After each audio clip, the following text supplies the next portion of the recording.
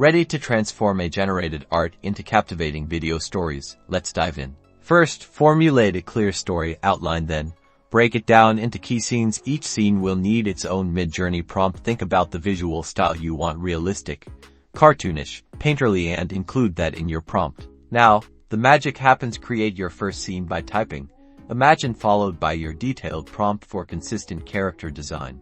Use the same character description and style keywords in each prompt. Vary the camera angle, composition, and character emotions to add visual interest to each prompt. Midjourney will generate 4 image variations. Choose the one you like best, or upscale one. I recommend upscaling all of them to have a variation of the same scene to play with in the editing process. You can do this by clicking the U buttons beneath the grid. For animation, create subtle variations of your chosen image using the Very Subtle button. This generates slight changes, perfect for creating a sense of movement when strung together. Finally, import your images into your favorite video editing software. Arrange them in sequence, experiment with transitions, and add music or sound effects to bring your story to life. Adjust the duration of each image for pacing.